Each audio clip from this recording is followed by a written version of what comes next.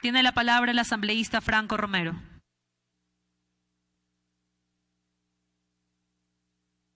Tiene la palabra la asambleísta Encarnación Ducci.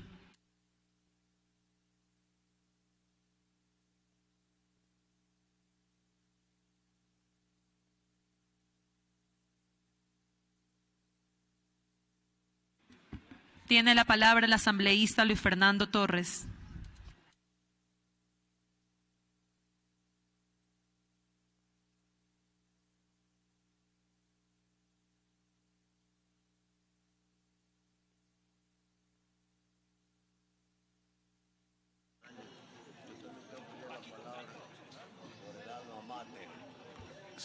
Señora presidenta, señores legisladores, hasta que le llegó la hora a la Ley Orgánica de Educación Superior, después de las perversas reformas incorporadas, cuando se aprobó en esta Asamblea el Código de Ingenios. Y pronto, después de lo que dijo anoche el presidente Lenín Moreno, también sufrirá algunos cambios la Ley Orgánica de Comunicación, cambios que espero que sean igual de trascendentes que aquellos cambios que van a incorporarse a la Ley Orgánica de Educación Superior. Ojalá con estas modificaciones se le devuelva a la Universidad Ecuatoriana la tranquilidad que le sustrajo la reforma incorporada en el Código Ingenios. Tranquilidad que necesita la universidad para ser, como dijo un eximio rector de la Pontificia Universidad Católica del Ecuador, Hernán Malo González, sede de la razón. Las universidades tienen que ser sedes de la razón. No pueden ser cerebros abiertos en los que la politiquería o la propaganda o los intereses de aquellos que gobiernan penetren para tratar de apropiarse de la razón y de la verdad. Que las universidades entonces formen a los estudiantes con los más altos niveles de excelencia, que investiguen con aquellos que saben y pueden investigar y que, por supuesto, aporten al desarrollo nacional. Entre los grandes cambios está el que aparece en el artículo 39 de la Ley Orgánica de Educación Superior.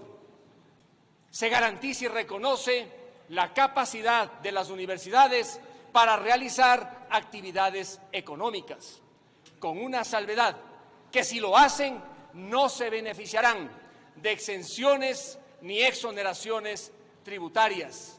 Y yo quisiera que se añadiera en ese artículo 39 algo más, que tampoco se beneficien de exclusividad alguna, porque las universidades particulares que van a emprender en actividades económicas tienen que hacerlo porque están preparadas para ello en los mayores niveles de competencia económica.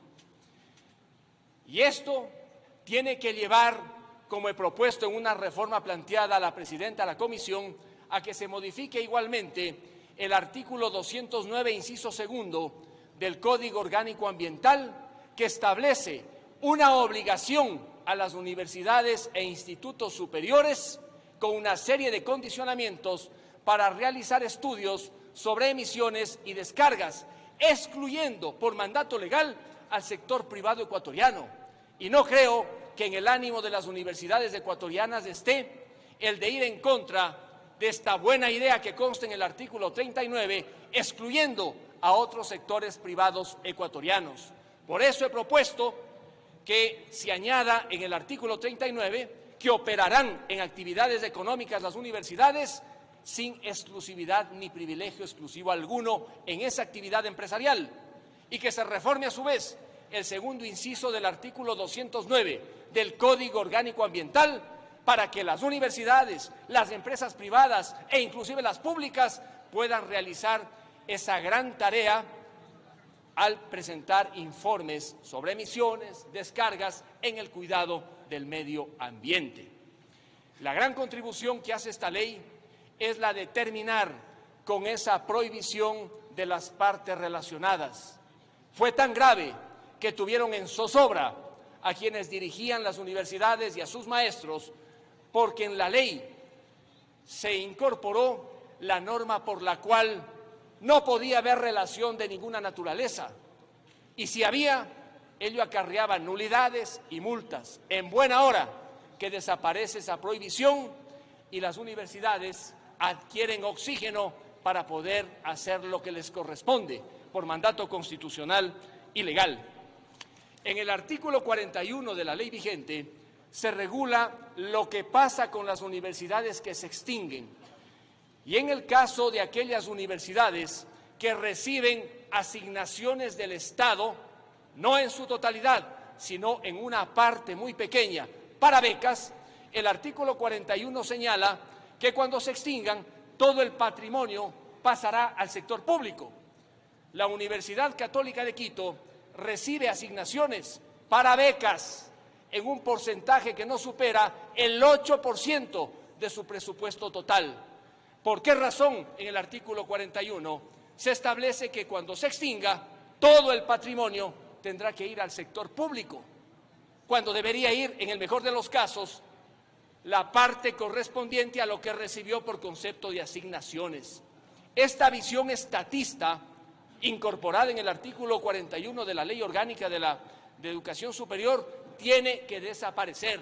Estamos en una era distinta, en la que el Estado no puede apropiarse gratuitamente del esfuerzo privado y comunitario, como se pretende hacerlo con esta norma del artículo 41 de la Ley Orgánica de Educación Superior.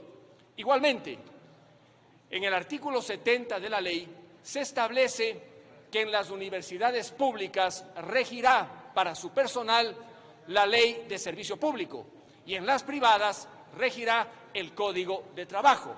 Sin embargo, en el artículo 30, numeral 6, se establece que en el caso de universidades privadas que reciban alguna asignación estatal, tendrán que someterse sus empleados y trabajadores sujetos al Código del Trabajo a las mismas escalas de remuneración de aquellas a las que se someten los que están sujetos a la Ley de Servicio Público. ¿Por qué? No hay razón alguna y por eso debería modificarse el alcance del numeral 6 del artículo 30 de la LOES.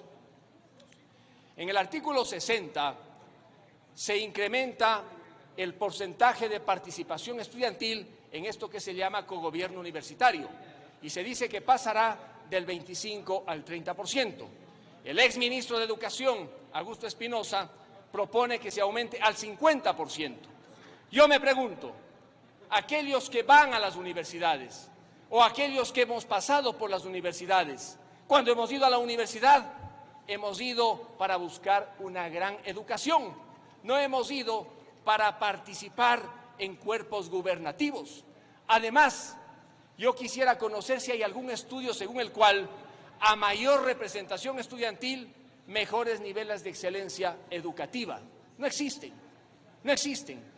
Por eso, en lugar de alentar de manera populista esta participación descontrolada, debería decírseles a los estudiantes qué se va a hacer para mejorar la educación y para que cuando terminen sus estudios puedan tener un trabajo, porque la tragedia es que muchos estudiantes se esfuerzan, estudian, se dedican y cuando terminan no encuentran un puesto de trabajo. Que tengan representación estudiantil. Por supuesto, yo fui en mi vida estudiantil universitaria también dirigente, pero hablar del 50%, pasado mañana del 70%, es un exceso y una irresponsabilidad. No se gana votos así, pero se crean falsas expectativas. El exministro de Educación, el señor Augusto Espinosa, cuando ejerció ese cargo, fue uno de los más críticos de lo que pasaba con las grandes gestas estudiantiles en la Universidad Central. Recuerden lo que le pasó al rector Samaniego y los estudiantes. Entonces, que ahora, al cabo de poco tiempo, se cambie de opinión y se quiere encender una especie de hoguera en la educación superior con ofertas populistas y demagógicas, me parece que tiene que ser rechazado y yo lo hago de la manera más respetuosa.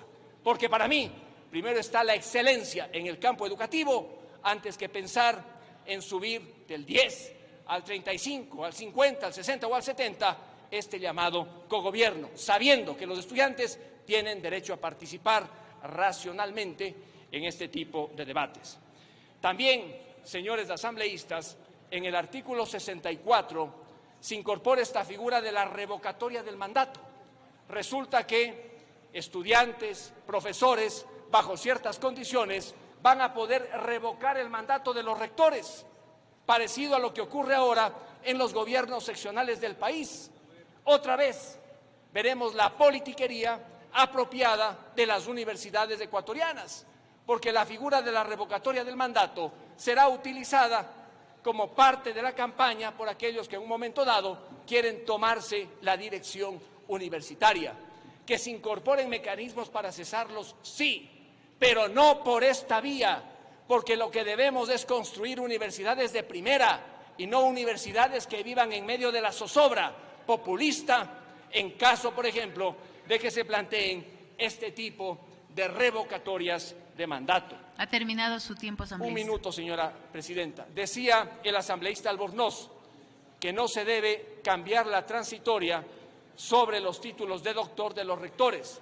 Es cierto, el 90% de los rectores tienen doctorados. Habrá que ver qué tipo de doctorados, porque hay algunos doctorados que también se consiguen en Piura, pero tienen. Sin embargo, el 97% de los profesores no tiene doctorado, 50.000 profesores. Ello significa que 50.000 profesores no pueden aspirar a ser rectores.